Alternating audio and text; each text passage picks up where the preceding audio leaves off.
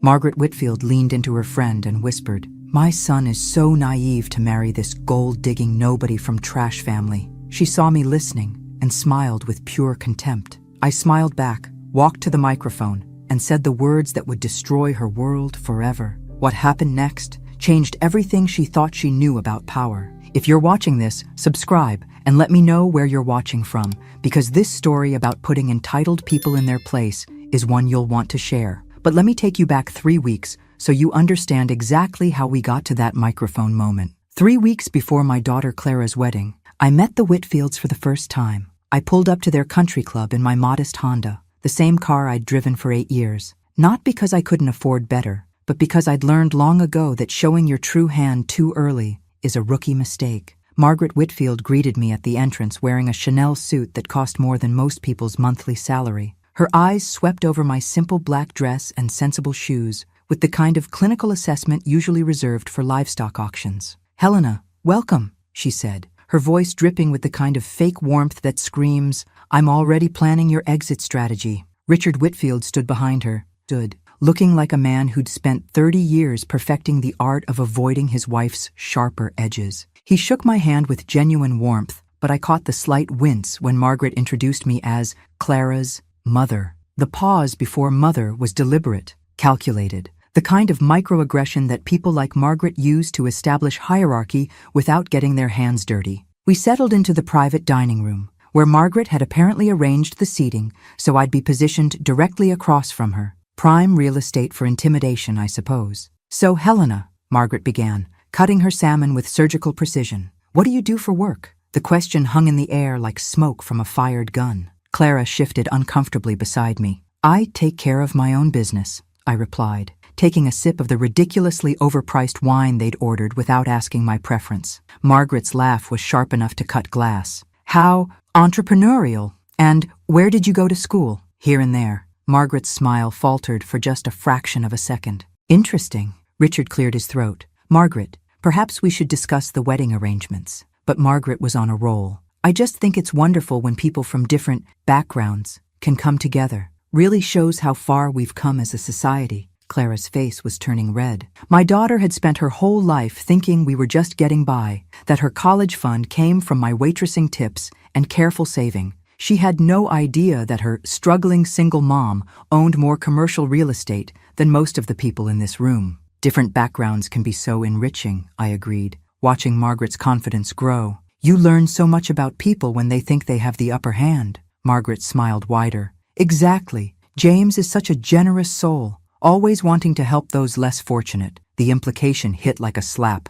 My daughter was a charity case, a project for their privileged son to feel good about himself. "Ah, yes, because nothing says good person like marrying someone you think is beneath you." The logic was absolutely flawless. Clara's fork clattered against her plate. "Mom, maybe we should—" "It's fine, sweetheart," I said, patting her hand. "Mrs. Whitfield is just being herself." Margaret's eyes narrowed slightly. She'd heard the edge in my voice but couldn't quite place it. Richard tried again. "The venue looks beautiful. You must be excited about the ceremony." "Oh, I'm looking forward to it more than you know," I said, meeting Margaret's gaze directly. "I have a feeling it's going to be absolutely unforgettable." Something in my tone made Margaret pause, but her arrogance was stronger than her instincts. She leaned back in her chair with the satisfied expression of someone who'd successfully marked their territory. If only she knew she'd just declared war on the wrong person. The next morning, I made 3 phone calls. The first was to my private investigator, a former FBI agent who specialized in financial forensics. The second was to my attorney. The third was to Marcus Chen, my business partner and the closest thing to family I had besides Clara. "Margaret Whitfield thinks she's untouchable," I told Marcus over coffee in my penthouse office. "I need you to find out exactly how touchable she really is." Marcus grinned. He'd been with me since I bought my first apartment building 15 years ago, back when I was still pretending to be the struggling widow everyone expected me to be. "Already on it," he said, sliding a thick folder across my desk. "Whitfield Industries has been hemorrhaging money for 2 years. They're leveraged to their eyeballs, and Margaret's been using her social connections to keep the creditors at bay." I flipped through the financial statements, feeling that familiar rush I got when all the pieces started falling into place. Nothing quite like discovering your enemy has been digging their own grave while thinking they're building a penthouse. "They owe First National about $12 million, Marcus continued. The bank's been patient because of Richard's golf buddy relationship with the president, but that patience has limits. And those limits are? End of next month, unless they come up with a substantial payment or find someone to assume the debt. Perfect. That afternoon, I went dress shopping with Clara and Margaret. The bridal boutique was the kind of place where they served champagne in crystal flutes and treated every customer like royalty, as long as your credit card cleared. Margaret had taken it upon herself to guide Clara's choices, steering her away from anything too elegant or expensive. Remember, dear, Margaret said, holding up a modestly priced dress, simplicity is always in good taste. You don't want to look like you're trying too hard. Translation: know your place. Clara's face fell as she looked at the dress. It was beautiful, but I could see it wasn't what she'd dreamed of. Actually, I said, standing up from the plush chair where I'd been quietly observing, I think Clara should try this one. I walked over to a stunning Vera Wang creation that cost more than most people's cars. Margaret's laugh was immediate. Oh, Helena, that's lovely, but perhaps something more realistic? Let's see how it looks, I said, handing the dress to the consultant. When Clara emerged from the dressing room, she looked like a princess. Her face lit up in a way I hadn't seen since she was a little girl playing dress-up. Margaret's expression shifted from amused condescension to barely concealed panic. It's beautiful, but Clara, sweetheart, you have to think practically. The cost won't be a problem, I said, pulling out my black American Express card. The consultant's eyebrows shot up. Margaret froze completely. Watching privileged people discover that others might actually have more money than them never gets old. Helena, Margaret said carefully, that dress is $15,000. I can read, I replied, never taking my eyes off Clara's radiant smile in the mirror. As the consultant processed the payment, Margaret leaned close to me. I don't know what game you're playing, but this family has standards. We don't believe in putting on airs. I turned to face her fully. Mrs. Whitfield, I've never put on airs in my life. I've never needed to. That evening, I finalized the purchase of Whitfield Industries debt from First National. The bank president was more than happy to transfer the liability to someone with my credit rating and track record. Margaret Whitfield wanted to play games about family standards and knowing one's place. Game on. The morning of the wedding, I woke up in my penthouse suite and smiled at the sunrise. Today, Margaret Whitfield would learn that some people's place is higher than she ever imagined. I'd chosen my outfit carefully, a custom Armani dress in deep navy that whispered money without shouting it, paired with my grandmother's pearl necklace, the same pearls that had been in our family for 4 generations, back when the Whitfields were still trying to buy their way into society. Marcus arrived at 7 a.m. with the final documents. Everything's ready, he said, handing me the leather portfolio. Legal signed off on all the paperwork. You now officially own Whitfield Industries debt, their mortgage, and controlling interest in Richard's investment portfolio. And the timeline? They have 30 days to make full payment or negotiate new terms. Your terms. I slipped the documents into my purse next to my lipstick. Amazing how easily someone's entire world could fit into a handbag, right next to my breath mints and reading glasses. The wedding ceremony was beautiful. Clara looked radiant in her Vera Wang gown, and James couldn't stop smiling. For a moment, watching my daughter marry the man she loved, I almost felt guilty about what I was planning. Almost. But then I remembered Margaret's words at the bridal shop. I remembered the way she'd tried to shame Clara into settling for less. I remembered 30 years of people like Margaret assuming they could treat me like I was beneath them. The guilt evaporated. During the cocktail hour, I positioned myself near the bar where Margaret was holding court with her social circle. Her voice carried clearly over the gentle hum of conversation. Well, of course we're thrilled, she was saying to a woman draped in enough diamonds to fund a small country. Though I do worry about James. He's always been so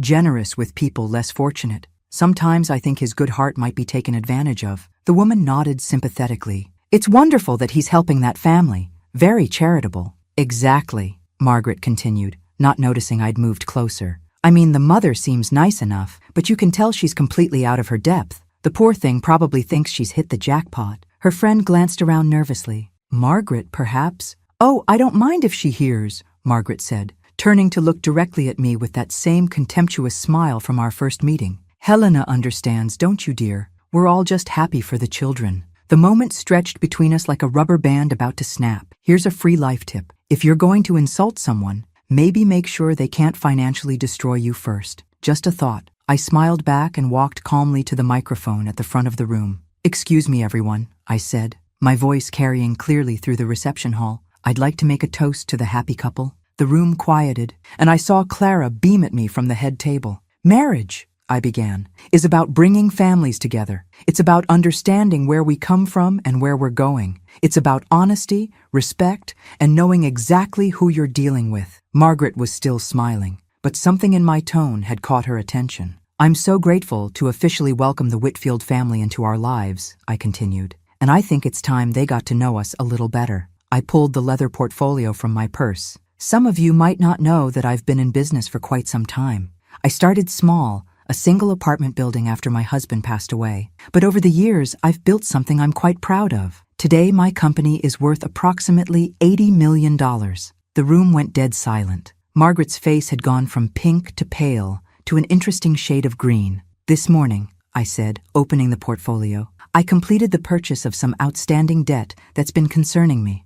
You see, I've learned that family takes care of family, and I wanted to make sure the Whitfields never had to worry about their financial obligations again." Richard was staring at me like I'd grown a second head. "So, Margaret," I said, looking directly at her frozen expression, "welcome to the family. As of 9 a.m. today, you work for me." The portfolio slipped from her hands and scattered documents across the marble floor. Game, set, and match. The silence in that reception hall was the most beautiful sound I'd ever heard. 200 of the city's most influential people watching Margaret Whitfield's world collapse in real time. Margaret's mouth opened and closed like a fish gasping for air. Richard had gone completely white and was gripping the edge of our table so hard his knuckles looked like they might pop through his skin. If you've never seen a bully realize they've been messing with the wrong person, let me tell you, it's absolutely priceless. "Helena," Richard finally managed, his voice barely above a whisper. "What exactly are you saying?" I gestured to the scattered papers on the floor.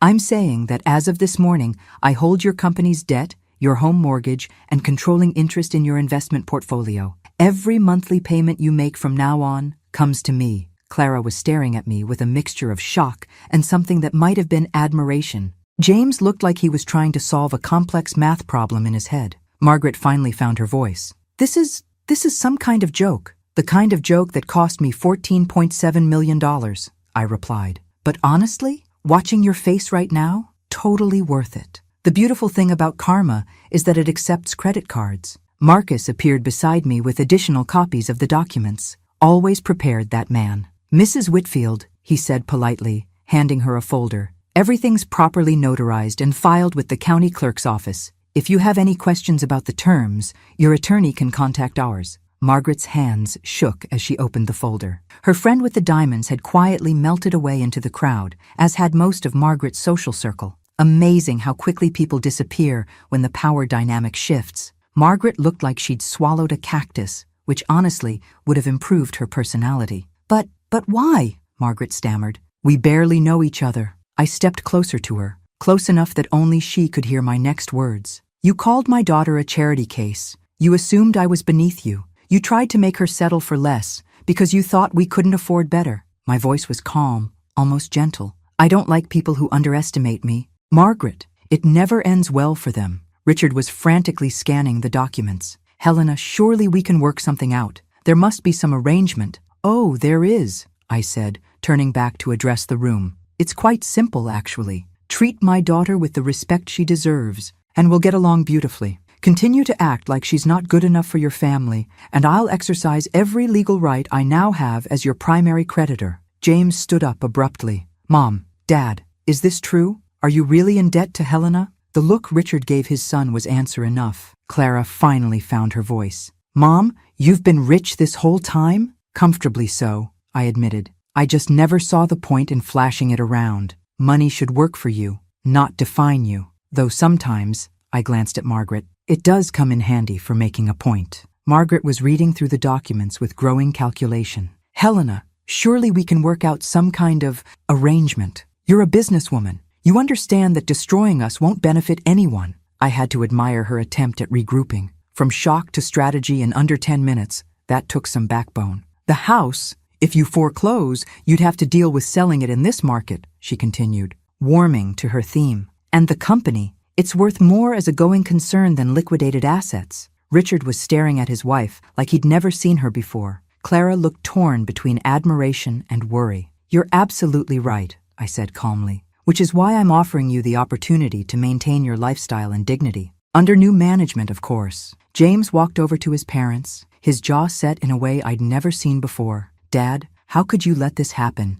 And Mom, how could you treat Helena like that when you knew you were in financial trouble?" "We didn't know she was—" Margaret started. "Rich?" Clara interrupted, standing up to join her new husband. "You didn't know she was rich, so you thought it was okay to treat her like garbage? What kind of people are you?" The reception had effectively stopped. The band was still playing softly in the background, but every guest was watching our family drama unfold like it was premium cable television. Margaret's face crumpled. I never meant." "You meant every word," I said firmly. "And that's fine. People like you always show their true colors when they think there are no consequences. The problem is, you picked the wrong person to underestimate." Richard stepped forward. "Helena, please, we can fix this. Whatever you want." "What I want," I said, "is very simple. I want my daughter treated like the intelligent, accomplished, beautiful woman she is. I want her marriage to be a source of joy, not a reminder that her husband's family thinks she married up. And I want everyone in this room to understand that the only person who married up today was your son." The gasps from the crowd were audible this time. Margaret looked around at the faces staring at her and seemed to finally understand that her social standing had just shifted dramatically. "Now," I said, raising my champagne glass, "shall we finish celebrating my daughter's wedding? Because that's what we're here for, after all." The band picked up the tempo. Conversations slowly resumed, and Margaret Whitfield learned that sometimes the quiet ones are the most dangerous. The rest of the reception passed in a blur of congratulations and barely concealed whispers. Word travels fast in high society, and by the time Clara and James cut the cake, everyone knew that the humble mother of the bride had just become the most powerful person in the room. Margaret spent the remainder of the evening looking like she'd been hit by a truck. She smiled when people spoke to her, but I could see the calculations running behind her eyes. How much did people know? How much would they remember? How dramatically had her social standing just shifted? Richard, to his credit, tried to salvage some dignity. He approached me during the father-daughter dance with his best attempt at a conciliatory smile. "Helena," he said, "I hope we can move past this and focus on the future, for the children's sake." I watched Clara spinning gracefully in my arms, radiant with happiness. "The future is entirely up to you, Richard. I'm a reasonable woman. I believe in fair treatment and mutual respect. And if we provide that, then we'll get along beautifully. If not," I shrugged elegantly, "well, let's just say I'm very good at business." The next morning, I was having coffee on my terrace when Marcus called. "Margaret Whitfield's assistant called 3 times this morning," he reported. "Apparently, Mrs. Whitfield would like to schedule a meeting at your earliest convenience." How polite of her. "What did you tell them?" "That you'd be available Thursday at 2 p.m. in your office. Take it or leave it." "Perfect. And Marcus, make sure she has to wait in the lobby for exactly 15 minutes. I want her to see the awards on the wall,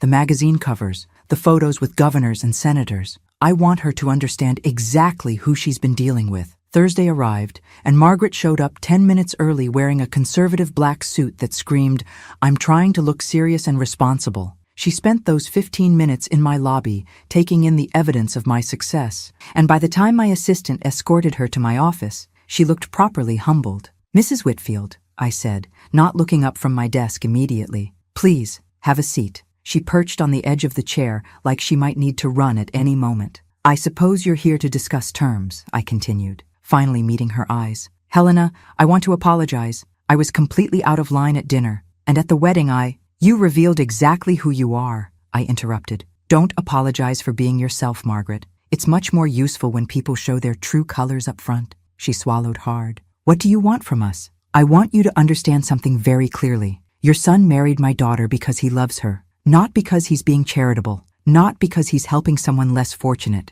because he fell in love with an extraordinary woman who happens to be my child." Margaret nodded quickly. "Of course, yes, I see that now. Do you? Because here's what's going to happen. You're going to treat Clara with the same respect you'd show any other member of your family. You're going to include her in family decisions. You're going to stop making comments about her background, her clothes, her car, or anything else that suggests she doesn't belong." "I understand. I'm not finished." I leaned back in my chair. "You're also going to learn to work with me. Your company needs an influx of capital and better management. I can provide both. We can either do this as partners, or I can simply foreclose and you can find new careers." Margaret's face went pale again. "Partners? I'm offering you a chance to maintain some dignity and control. Your husband has good instincts, but poor execution. Your company has potential, but lacks direction. I can fix both problems, but only if you can check your ego at the door. And if I can't?" I smiled. "Then in 30 days, you'll be looking for jobs and a new place to live. Your choice." Margaret sat quietly for a long moment, and I could practically see her pride wrestling with her survival instincts. It was like watching someone's ego get into a cage match with basic math. Reality was winning by a landslide. "What kind of partnership are you proposing? The kind where I make the major decisions and you learn to say, 'Yes, ma'am,' when I give you an instruction." My voice was perfectly pleasant. Think of it as an extended lesson in humility. The flush that crept up Margaret's neck told me she was getting the message loud and clear. "I'll need to discuss this with Richard. Of course, you have until Monday to decide. After that, the offer expires and we move to foreclosure." Margaret stood up on shaky legs. "Helena, I know I don't deserve this consideration after how I treated you." "You're right, you don't deserve it. But Clara does. She deserves to have a wedding she can look back on with joy, not as the day her new family imploded. She deserves in-laws who respect her, and she deserves a mother who protects her from people who think they're better than she is." Margaret's eyes filled with tears. "I understand. I hope you do, because this is your only warning, Margaret. Cross me again, and there won't be a third chance." After she left, I poured myself another cup of coffee and looked out at the city skyline. Sometimes being underestimated was the greatest gift people could give you. It made the victory so much sweeter. Monday morning arrived with a phone call from Richard at exactly 9 a.m. "We accept your terms," he said without preamble. "Margaret and I discussed it over the weekend, and we're prepared to move forward as partners." "How gracious of you to accept my generous offer," I replied, not bothering to hide my amusement. "I'll have Marcus draw up the partnership agreements. We'll start with a full audit of your company's operations." "Helena, about Margaret, she's struggling with this situation. She's not used to taking direction. Then she'll learn, or she'll find herself looking for a new situation. I'm running a business, Richard, not a rehabilitation center for entitled people." That afternoon, I drove to Clara's new apartment to check on how she was settling into married life. I found her unpacking wedding gifts, but her usual cheerfulness seemed forced. "Mom," she said when I walked in, "we need to talk." I settled onto her couch, which I recognized as a piece from the Whitfield family collection. Wedding gift from the in-laws, apparently. "James told me everything," Clara continued, "about the debt, about the company, about the mortgage. He's furious with his parents, but Mom, why didn't you tell me we had money?" I studied my daughter's face. At 25, she looked so much like her father, the same thoughtful eyes, the same stubborn set to her jaw when she was working through a problem. "Do you remember when you were 12 and wanted those expensive jeans that all your friends had?" Clara nodded. "And I told you we needed to save money for college. So we went to Target instead?" "Yeah, and I was so embarrassed I wanted to die. But what happened at school?" Clara's expression softened. "Katie Morrison made fun of my jeans, called them cheap knockoffs.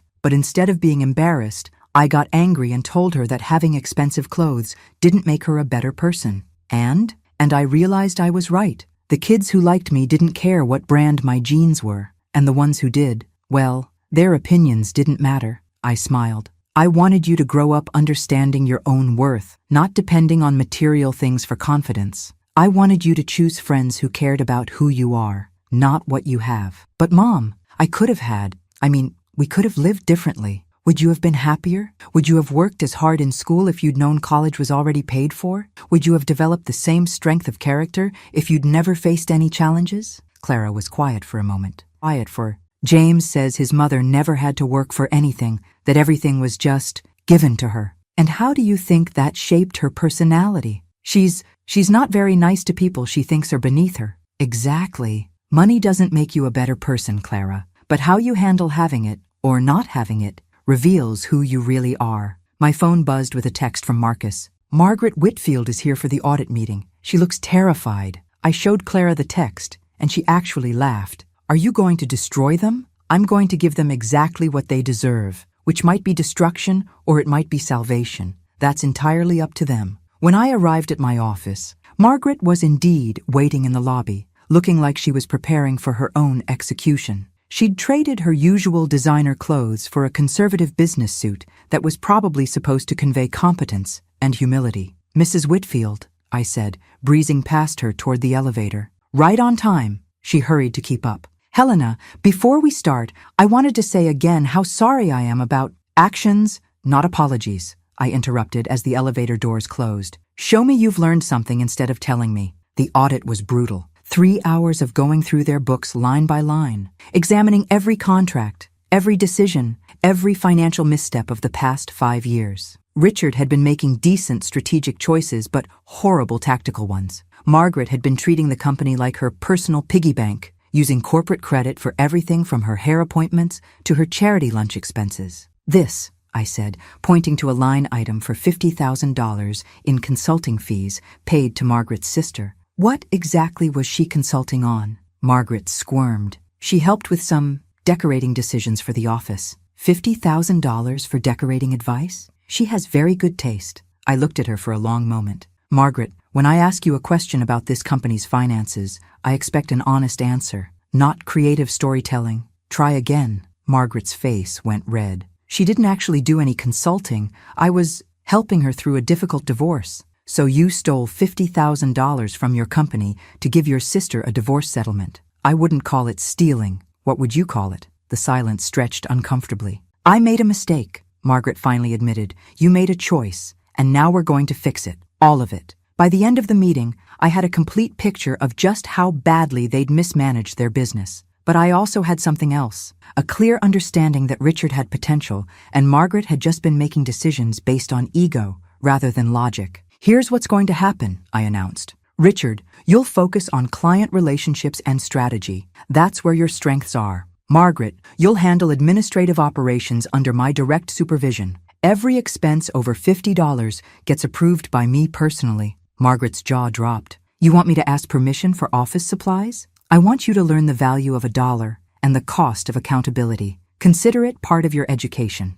Richard tried to intervene. "Helena, perhaps that's a bit..." "Richard," I said calmly, "your wife spent $50,000 company dollars on her sister's divorce without telling you. She's charged $3,000 worth of personal spa treatments to corporate accounts. She bought a $15,000 handbag and called it a business meeting expense. Did you know about any of this?" Richard's face went white as he looked at Margaret. "Is this true?" Margaret couldn't meet his eyes. "So," I continued, "Margaret is going to learn to manage money responsibly, or she's going to find herself learning about unemployment benefits. Your choice, Margaret." For the first time since I'd met her, Margaret Whitfield looked genuinely ashamed. It was a good look on her. Margaret's re-education began immediately. The next morning, she arrived at my office at exactly 8 a.m., 15 minutes early, I noted with approval, carrying a legal pad and wearing an expression of grim determination. "I brought the receipts you requested," she said, placing a thick folder on my desk. "Every personal expense I've charged to the company over the past 2 years."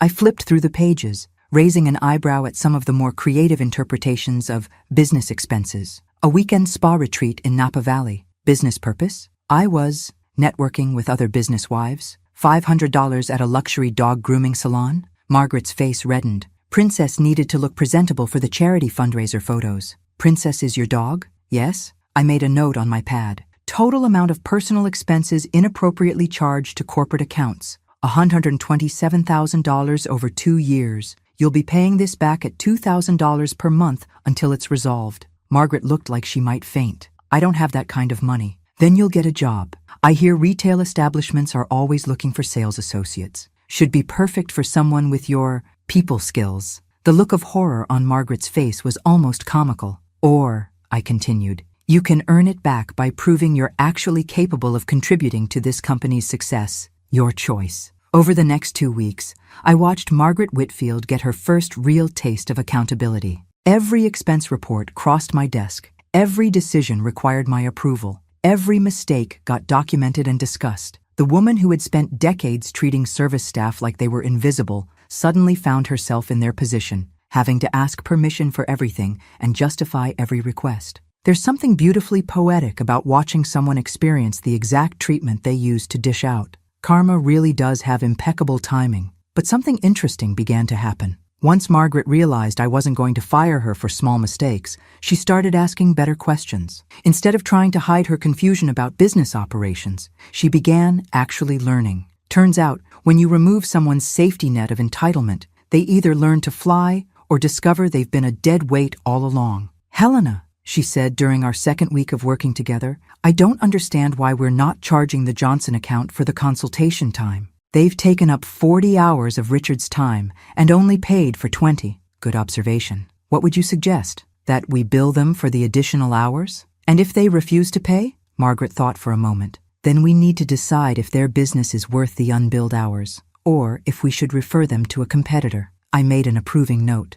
"Exactly. Draft a memo to Richard outlining your recommendation." But not everyone was adjusting well to the new family dynamic. That Friday, I got a call from Clara. "Mom, we need to talk, in person." I found her and James in their apartment, both looking serious. "Margaret's been making calls," James said without preamble. "She contacted 3 of our biggest clients, suggesting they might want to reconsider their relationship with our firm given the recent changes in ownership." I felt a slow smile spread across my face. Finally, some backbone from Margaret. This was going to be fun. Adorable. She thought 3 phone calls could undo a hostile takeover. Someone clearly never learned how business actually works. She's also been telling her social circle that you ambushed the family and that she's considering legal action, Clara added. "She's trying to turn public opinion against you." "Smart strategy," I admitted. "Attack my reputation before I can consolidate control." "I'm almost impressed." James looked confused. "You're not angry?" "Angry. I'm delighted. This is the first intelligent thing Margaret has done since I met her. Much more interesting than just rolling over and accepting defeat." I looked at my son-in-law, this young man who genuinely loved my daughter and was trying to navigate between his wife and his family's dignity. "James, your mother is finally showing some fight. That's the first sign of real character I've seen from her." "But she's trying to damage your business," Clara protested, "and failing spectacularly. I've already spoken to all 3 clients. They're more interested in working with someone who has actual financial backing than someone spreading gossip." I poured myself tea from Clara's kettle. "Besides, Margaret just gave me valuable information about her mindset. She still thinks this is about social status and reputation. Watching someone try to fight a financial war with social media tactics is like watching someone bring a butter knife to a gunfight, isn't it?" James asked. "For her, yes. For me, this was always about respect. And now Margaret is showing me she's capable of strategic thinking instead of just passive aggression. That's progress." Clara shook her head. "Only you would see someone trying to sabotage you as a positive development. Margaret spent 3 weeks trying to figure out how to fight back. She developed a plan, identified my potential vulnerabilities, and executed a coordinated attack. 6 months ago, she would have just cried and complained to Richard. That evening, Margaret called me herself. "Helena, I think we got off on the wrong foot with this business arrangement." "Did we? I thought we understood each other perfectly. I've been reconsidering your partnership offer. Perhaps we could discuss modified terms, something more collaborative." I had to admire her persistence. 2 failed strategies, and she was already working on a 3rd angle. "Margaret, what exactly are you proposing?" "Equal partnership. 50-50 split of decisions and profits. We both bring valuable assets to the table." The audacity was breathtaking. I actually laughed. You have to admire someone who can lose everything and still think they're in a position to negotiate. That takes either incredible confidence or complete delusion. "Margaret, 3 days ago you tried to sabotage my relationships with my own clients. Now you want equal partnership?" "I was testing your business acumen, making sure you could handle pressure." "How thoughtful of you. Testing the person who holds your mortgage and your husband's livelihood." I let the silence stretch. "Here's my counteroffer. You can continue working under my supervision and learn to run a business properly, or I can foreclose on Monday. Your choice." The silence was so thick, you could have cut it with a bankruptcy notice. "Helena, the original terms stand, Margaret. The only thing that's changed is that now I know you're capable of strategic thinking. Use it wisely. Sometimes, the best way to break someone's pride is to let them exhaust all their options first." Thanksgiving arrived with the kind of autumn weather that makes you believe in fresh starts. Clara and James were hosting at their apartment, and for the first time since the wedding, both families would be sitting around the same table. I arrived early to help with preparations, finding Clara in the kitchen looking stressed.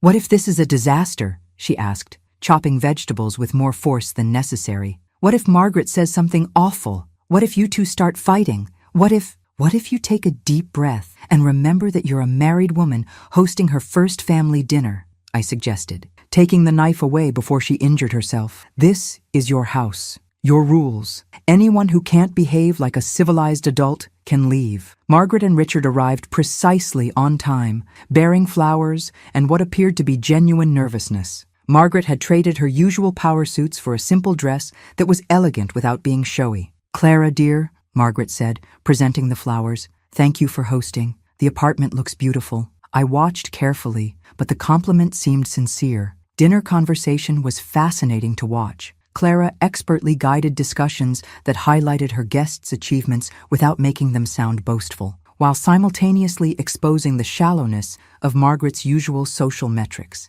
When Margaret mentioned her charity work, Dr. Williams shared stories about actual systemic change. When Margaret tried to steer toward designer topics, Maria talked about her innovative business strategies. When Margaret brought up exclusive social events, Janet discussed her mentorship programs for underprivileged entrepreneurs. I caught Clara's eye across the table and saw her slight wink. My daughter was systematically deconstructing Margaret's worldview without raising her voice or making a single direct criticism. Watching someone get educated by people they would have previously dismissed as beneath them is pure poetry in motion. "Margaret," Clara said during dessert, "I was thinking about what you said last week about wanting to contribute more meaningfully to the business. Maria's been looking for an experienced project manager for her new community development initiative." Margaret's fork paused. "Community development? Affordable housing construction," Maria explained. "We're building homes for families who've been priced out of the market. It's challenging work, lots of bureaucracy, community relations, budget management, but incredibly rewarding." "It sounds," Margaret searched for words, "very hands-on." "Absolutely. No delegating to assistants or hiding behind a desk. You'd be working directly with families, contractors, city planners." Maria's enthusiasm was genuine. "Clara mentioned you have experience with project coordination." I watched Margaret's face carefully. This was Clara's masterstroke, offering Margaret a chance to prove herself in an environment where her old attitudes would be immediately exposed and corrected. The look on Margaret's face was priceless, like someone had just offered her a chance to vacation in a maximum security prison. I'd need to learn quite a bit," Margaret admitted. "We all did," Janet added. "The difference between managing people and actually leading them is something you can only learn by doing." As the evening wound down and the guests departed, Margaret lingered in the kitchen while Richard waited by the door. "Clara," she said quietly, "that was illuminating. I hoped it would be. Your friends are impressive women.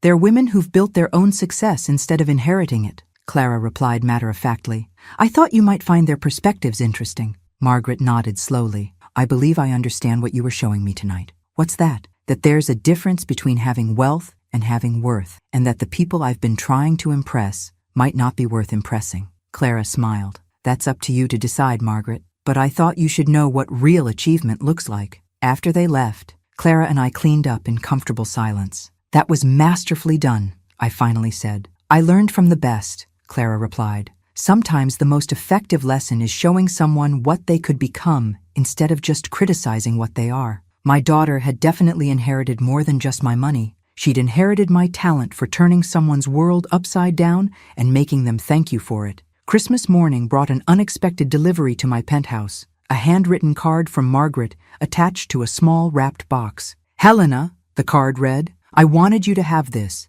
It belonged to my grandmother, and she always said it should go to the strongest woman in the family. I think we both know who that is now. Thank you for saving us from ourselves. Margaret." Inside the box was an antique pearl brooch, clearly worth a small fortune and obviously a family heirloom. I was still staring at it when Clara called. "Mom, did you get Margaret's gift?" "Just opened it. This is significant." "She gave me Grandmother Whitfield's silver tea service," Clara said. "James nearly cried. He said she's never given anyone family pieces before." "How are things with them generally?" "Honestly, better than I ever expected. Margaret asks about my writing, actually listens to my answers, and she's been taking me to lunch once a week. No agenda, no lectures about proper behavior. We just talk." This was more progress than I'd dared hope for. That afternoon, I arrived at Clara and James's apartment for Christmas dinner to find an interesting scene. Margaret was in the kitchen wearing an apron, actually cooking, while Richard and James watched a football game. The dynamic was completely different from our first family gathering. "Helena," Margaret called when she saw me. "Perfect timing. I'm attempting your mother's stuffing recipe that Clara shared with me." "My mother's recipe?" "Clara, I never gave you that recipe." Clara grinned. "I may have embellished a bit, but Margaret really wanted to make something special, and she's been so nervous about today." I found Margaret in the kitchen, flour in her hair and a look of intense concentration on her face. "How's it going?" "I've never actually cooked a full meal before," she admitted. "We always had staff or catered or went to restaurants, but I wanted to do this myself." "Why?" Margaret paused in her stirring. "Because family meals should be made with care, not just ordered like a business transaction. Because Clara deserves to be treated like family, not like a guest we're trying to impress." The transformation continued to amaze me. Dinner was delicious despite Margaret's fears. More importantly, the conversation flowed naturally. No one was walking on eggshells, no one was putting on airs, and Margaret treated the waitstaff at the nearby restaurant where we got dessert with genuine courtesy. Amazing what a little financial ruin can do for someone's manners. Should really be prescribed more often. But the real test came after dinner, when James made an announcement. "Clara and I have some news," he said, taking his wife's hand. "We're pregnant." The explosion of joy around the table was immediate. Richard stood up to hug them both. I felt tears spring to my eyes. And Margaret burst into tears. "I'm going to be a grandmother," she sobbed. "I'm going to have a grandchild, and if you hadn't forgiven me, if I'd been too proud to change." Clara got up and hugged her mother-in-law. "Margaret, you are going to be an amazing grandmother. You've already changed so much. I want to be worthy of this baby," Margaret said. "I want to be someone they can be proud of." "You will be," Clara assured her. Later, as Margaret and I were alone in the kitchen cleaning up, she turned to me. "Helena, I need to ask you something, and I need you to be completely honest." "All right. Do you think I can really change? I mean, permanently? Or am I just behaving because I'm scared of the consequences?" I considered her question carefully. 3 months ago, I would have said people like you never really change. You just get better at hiding who you are. And now I think you've discovered that you actually like being a better person. The question is whether you'll stick with it when it gets difficult." Margaret nodded. "I've been thinking about that too, about what happens when you're not watching over my shoulder anymore." "What do you think will happen?" I think I've learned to watch over my own shoulder, to ask myself before I speak or act, is this the person I want to be? Is this how I want to treat people? And what's the answer usually? Usually, that the old Margaret would have been unkind, and the new Margaret chooses to be better. I smiled. That's a good system. "Helena, can I tell you something that might sound strange?" "Go ahead." Being humbled. It was the best thing that ever happened to me. I spent 60 years thinking I was superior to everyone around me,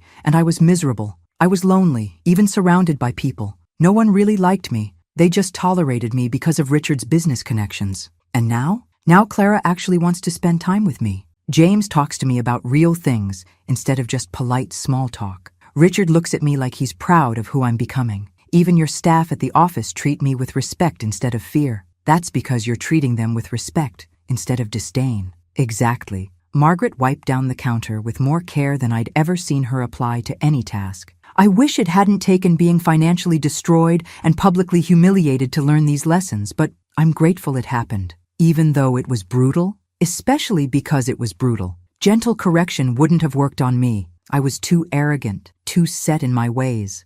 I needed to be completely broken down before I could be built back up into someone worth being. As I drove home that night, I reflected on the strange journey that had brought us all here. Margaret Whitfield had gone from entitled socialite to genuine human being. Clara had gained a mother-in-law who actually valued her. James had parents he could respect again. And I had discovered that sometimes the most satisfying victory isn't destroying your enemy, it's transforming them into an ally. Spring brought new challenges and new growth. Margaret had not only mastered her role in the company, but had begun suggesting genuine improvements to our operations. Her insights into the social networks of our client base proved invaluable, and her reformed attitude made her surprisingly effective at client relations. "Helena," she said during our weekly review meeting, "I've been thinking about the Morrison account. The real estate development deal? Yes, they're struggling to get community buy-in for their project because they're approaching it like conquistadors instead of neighbors." I leaned back in my chair. "Explain." "They're offering the community a take-it-or-leave-it proposal instead of asking what the community actually needs. If we helped them restructure their approach, community meetings, local hiring commitments, shared profit arrangements, they'd get better results, and we'd cement their loyalty. It was a sophisticated analysis that showed genuine understanding of both business strategy and human psychology. Put together a proposal, I said. If Morrison accepts it, you'll handle the community outreach personally. Margaret's face lit up. Really? Really. But Margaret, this is a significant responsibility. If you mishandle it, I won't, she said firmly. I promise you, I won't let you down. The Morrison project became Margaret's chance to prove herself completely. I watched from a distance as she organized community meetings, listened to concerns with genuine attention, and worked tirelessly to find solutions that benefited everyone involved. The woman who had once dismissed people based on their zip codes was now spending her evenings in community centers, learning about the real needs of working families. If someone had told me a year ago that Margaret Whitfield would voluntarily attend community budget meetings, I'd have recommended immediate psychiatric evaluation. Yet here we were. How did the meeting go last night? I asked after her third community session. Eye-opening, Margaret admitted. I spent an hour talking to Maria Santos about her concerns for her children's safety near the construction site. 6 months ago, I would have dismissed her worries as an obstacle to overcome.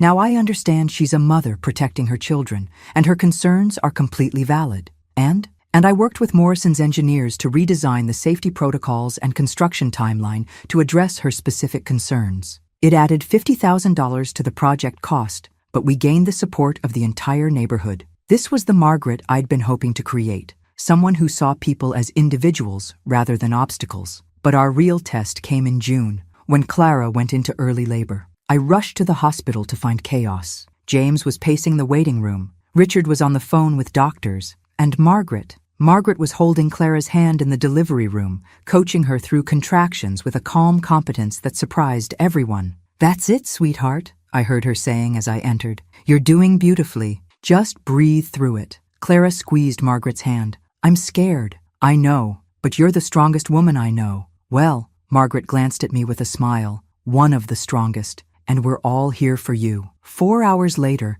Emma Catherine Whitfield made her entrance into the world, and I watched Margaret Whitfield completely melt. "She's perfect," Margaret whispered, tears streaming down her face as she held her granddaughter for the first time. "Clara, she's absolutely perfect." "Do you want to hold her, Helena?" Clara asked. I took my granddaughter in my arms, this tiny person who represented the future of our complicated, rebuilt family. "Hello, little one," I whispered. "You have no idea how many people fought to make sure you'd be born into a family that knows how to love properly." Margaret overheard and laughed through her tears. That's one way to put it. Over the next few weeks, I watched Margaret throw herself into grandmother duties with the same intensity she'd once applied to social climbing. She researched car seats with the thoroughness of a federal safety inspector. She baby-proofed their house like she was preparing for a presidential visit. She read every parenting book published in the last decade. Watching a former socialite become a helicopter grandmother is like watching someone discover they actually have a heart.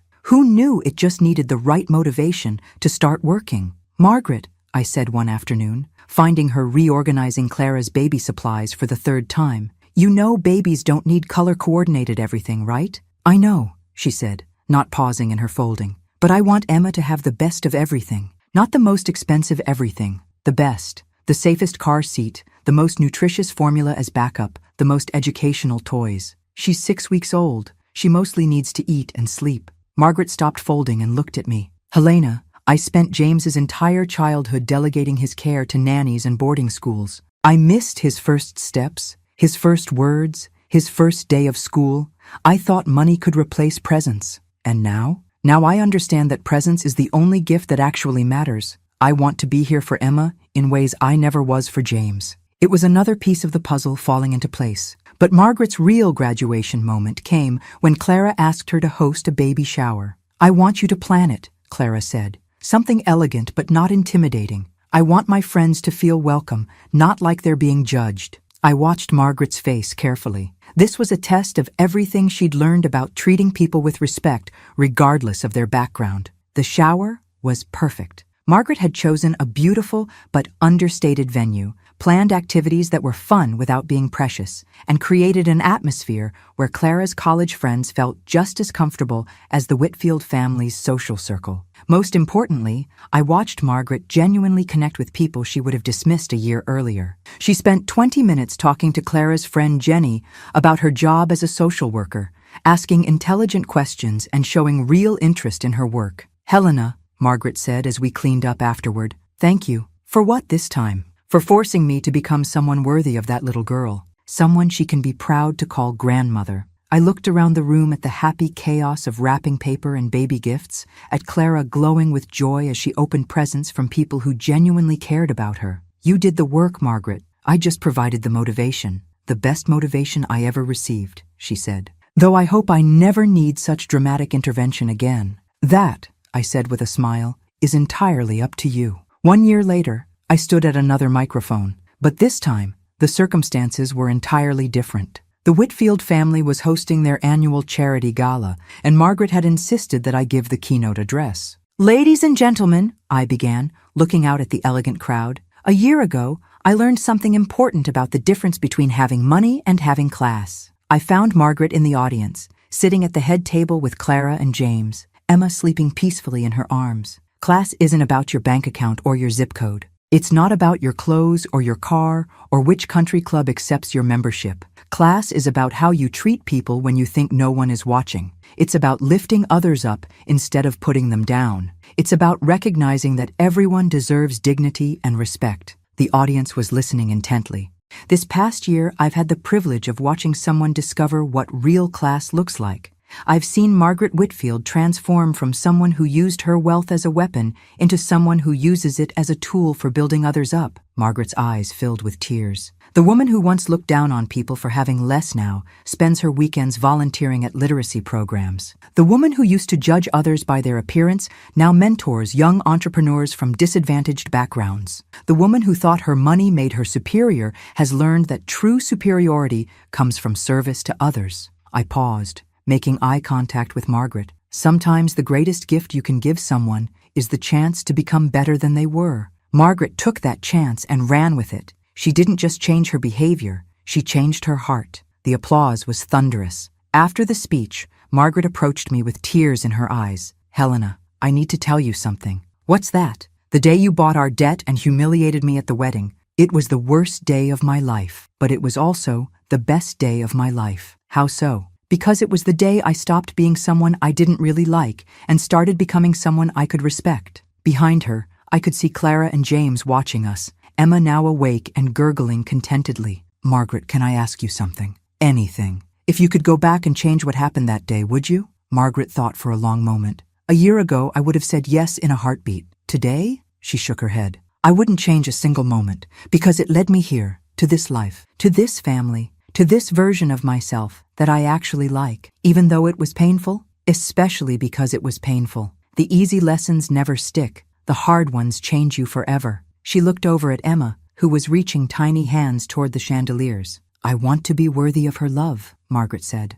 "I want to be the kind of grandmother she can look up to, not the kind she has to make excuses for." "You already are, thanks to you. Thanks to you doing the work." As the evening wound down, I found myself on the balcony overlooking the city, a glass of champagne in my hand, and a sense of satisfaction I'd never experienced before. Clara joined me, Emma in her arms. "Mom, what you said tonight about Margaret, did you really mean it?" "Every word. She's become like a second mother to me," Clara said. "I never expected that. The best outcomes are often the ones we never see coming." Emma made a soft cooing sound, and I reached out to stroke her tiny cheek. "What do you think, little one?" I asked her. "Do you approve of your complicated family?" Emma responded by grabbing my finger and holding on tight. "I think that's a yes," Clara laughed. James appeared in the doorway. "There you are. Mom's looking for you, Helena. She wants to discuss the expansion plans for the community center project." I smiled. Margaret had proposed using part of the company's profits to build a community center in an underserved neighborhood.